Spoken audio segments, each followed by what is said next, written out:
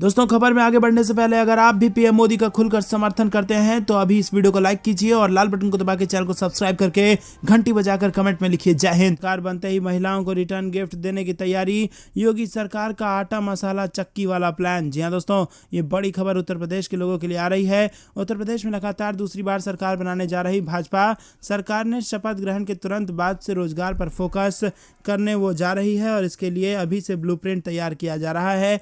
BJP सरकार अगले 5 वर्षों में गरीबी रेखा से नीचे जीवन यापन करने वाली महिलाओं पर विशेष फोकस रखेगी। गरीब महिलाओं के लिए आटा मसाला चक्की योजना शुरू करने की तैयारी है। सरकार बनने के तत्काल बाद अनुसूचित जाति वित्त और विकास निगम अपनी इस योजना का लाभ युद्ध स्तर पर महिलाओं को देने का शुभारंभ करेगा। भाजपा सरकार को महिलाओं को ध्यान में रखकर चलाई गई योजनाओं का चुनाव में लाभ मिला है। माना जा रहा है कि महिलाओं ने बड़ी संख्या में भाजपा को वोट किया है। उज्ज्वला योजना, पीएम आवास योजना, शौचालय निर्माण, जनधन खाते और कोरोना के समय मुफ्त राशन आदि योजनाओं का बीजेपी को सीधा फायदा हुआ है। अब सरकार महिलाओं को रोजगार से जोड़ने की दिशा में काम करने जा रही है। नई योजना के तहत महिलाओं को आटा और मसाला चक्की की इकाई स्थापित करने के लिए अनुदान दिया जाएगा। सरकार का मानना है कि ये योजना महिलाओं को संबल प्रदान करेगी, उनको रोजगार का अवसर देने के साथ ही परिवार का पालन पोषण करने के लिए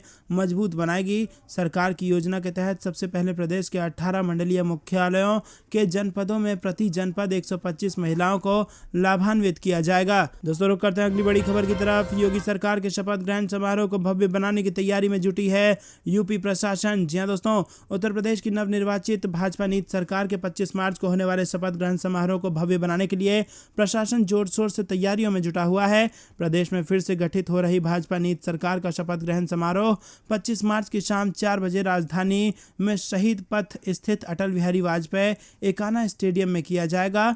अपर मुख्य सचिव नवनीत सहगल ने शनिवार दोपहर एकाना स्टेडियम का दौरा किया और स्टेडियम प्रबंधन के साथ शपथ ग्रहण समारोह की तैयारियों पर विस्तार में चर्चा की। रुक करते हैं अगली बड़ी खबर की तरफ। गुजरात के बाद अब कर्नाटक स्कूली सिलेबस में गीता को जोड़ने पर चर्चाएं हो गई हैं तेज। जी हां दोस्तों, कर्नाटक के मुख्यमंत्री बसवराज बोम्मई ने शनिवार को कहा कि भगवद गीता नैतिक मूल्य प्रदान करती है और इसे स्कूली शिक्षा के पाठ्यक्रम में शामिल करने का फैसला चर्चा के बाद किया जाएगा।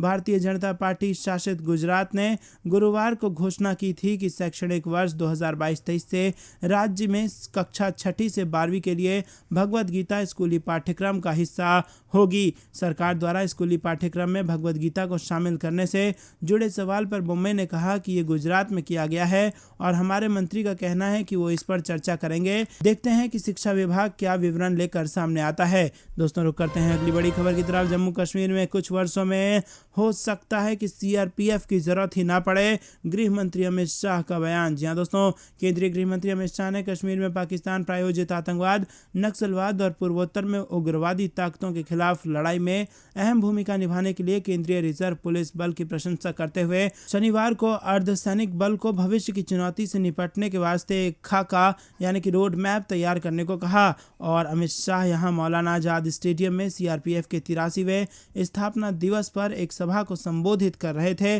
दोस्तों, रुक करते हैं अगली बड़ी खबर की तरफ। मार्च में ही आग बरसा रहा है सूरज, अगले 7 दिन झेलना पड़ेगा भीषण गर्मी का प्रकोप। जी हां दोस्तों, आपको बता दें ये मौसम विभाग से बड़ी खबर आ रही है। देश में गर्मी का मौसम शुरू हो गया है, पारा तेजी से बढ़ने लगा है और मार्च में गर्मी के तेवर तेज हो गए हैं।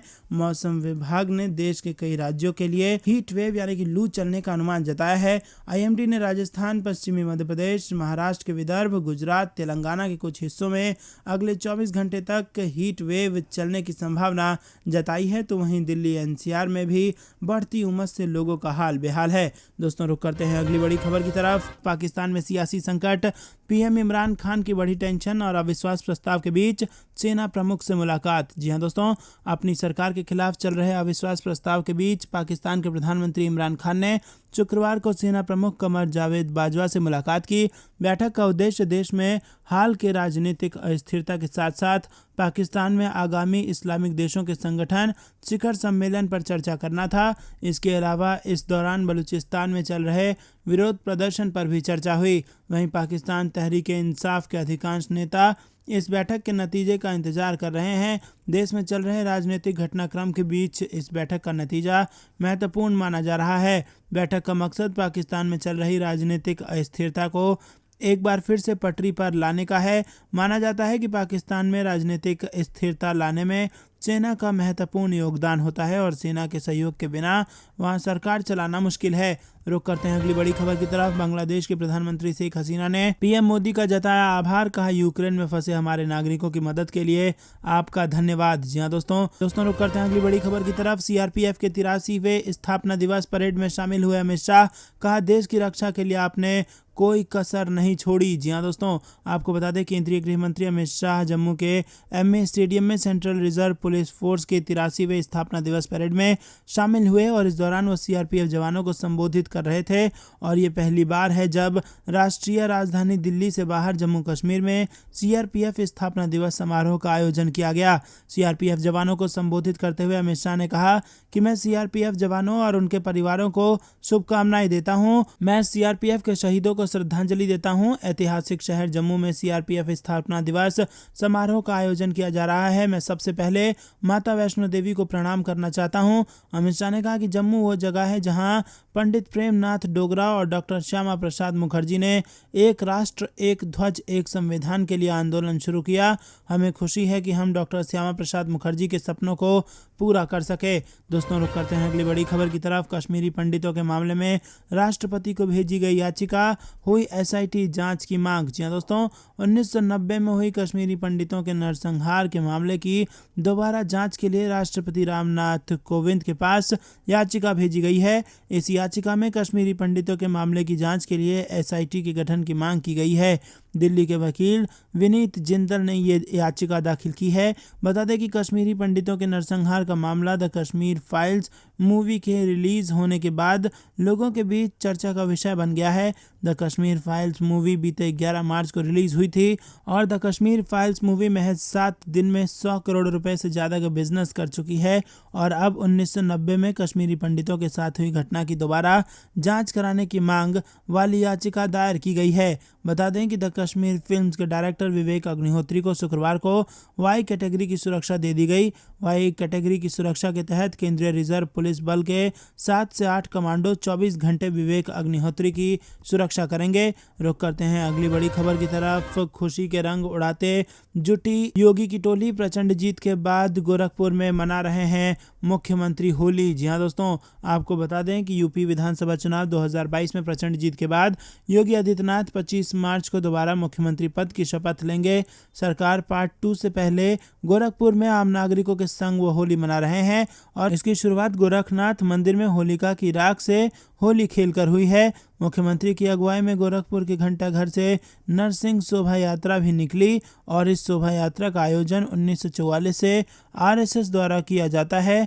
योगी आदित्यनाथ 24 वर्षों से इसमें शामिल होते रहे हैं और इसमें रथ पर सवार होकर रंग अबीर और गुलाल से खेलते हुए वो शोभा यात्रा के आगे आगे चलते हैं। हालांकि कोविड की वजह से पिछले 2 वर्ष योगी आदित्यनाथ इसमें शामिल नहीं हो सके हैं। एक बार फिर उन्होंने भगवान नरसिंह की आरती करके शोभा यात्रा का शुभारंभ किया और इस मौके पर लोगों को संबोधित करते हुए मुख्यमंत्री ने कहा कि होली का पर्व हमें अतीत से जोड़ता है और सही मार्ग पर चलने की प्रेरणा देता है। मुख्यमंत्री योगी आदित्यनाथ संग होली खेलने और शोभा यात्रा में शामिल होने के लिए सुबह से ही घंटाघर पर भारी भीड़ जुटी हुई थी। मुख्यमंत्री गोरखनाथ मंदिर से निकले तो होली मनाने जुटी टोली उत्साह से भर गई। दोस्तों रुक करते हैं अगली बड़ी खबर की तरफ। पहली बार गोरखपुर की सभी 9 सीटों पर लगी राष्ट्रवाद की मुहर, योगी आदित्यनाथ का बयान। जी हाँ दोस्तों, आपको बता दें उत्तर प्रदेश के कार्यवाहक मुख्यमंत्री योगी आदित्यनाथ ने कहा कि पहली बार गोरखपुर जिले की सभी 9 सीटों पर राष्ट्रवाद की मुहर लगी है और सभी सीटों पर भाजपा को जीत हासिल हुई है। उन्होंने कहा कि उत्तर प्रदेश की जनता ने सुशासन को चुना। इसी के साथ आपको बता दें दोस्तों, योगी आदित्यनाथ होली के मौके पर गोरखपुर में घंटाघर से निकलने वाली भगवान नरसिंह होलिका उत्सव शोभा यात्रा में शामिल हुए और इस दौरान उन्होंने कहा कि पर्व और त्योहार की परंपरा हमें अतीत से जोड़ती है। रुक करते हैं अगली बड़ी खबर की तरफ। खतरे में है। महाराष्ट्र में उद्धव ठाकरे की सरकार, बीजेपी के संपर्क में अघाड़ी के 25 विधायक, दानवे के दावे से महाराष्ट्र में बवाल। जी हाँ दोस्तों, आपको बता दें कि महाराष्ट्र बीजेपी के वरिष्ठ नेता और केंद्रीय मंत्री राव साहेब दानवे के दावों पर यकीन करें तो आने वाले समय में महाविकास अघाड़ी सरकार की मुश्किलें बढ़ना तय माना जा रहा है। दानवे ने यह दावा किया है कि मौजूदा समय में महाविकास अघाड़ी के 25 असंतुष्ट विधायक बीजेपी के संपर्क में हैं। दानवे के इस बयान के बाद महाराष्ट्र की सियासत में भूचाल आ गया है। दानवे का यह बयान इसलिए भी काफी मायने रखता है क्योंकि ठाकरे सरकार महाराष्ट्र विधानसभा अध्यक्ष के चुनाव को करवाने के लिए हाथ पैर मार रही है और फिलहाल राज्यपाल ने इस चुनाव के लिए मंजूरी नहीं दी है। सरकार इस चुनाव में गुप्त मतदान की जगह खुले मतदान के पक्ष में है और इस बाबत विधानसभा में प्रस्ताव भी पारित किया गया है। हालांकि ठाकरे सरकार ये दावा करती है कि उनके पास 170 से ज्यादा विधायकों का समर्थन है। दोस्तों, जाने से पहले आप अभी इस वीडियो को लाइक कर लें और इस लाल बटन को दबा के इस चैनल को फ्री में सब्सक्राइब करके इस घंटी को जरूर दबा दें और अपने लोगों तक इस वीडियो को शेयर कीजिए। देख रहे थे आपका अपना चैनल। जय हिंद, जय भारत।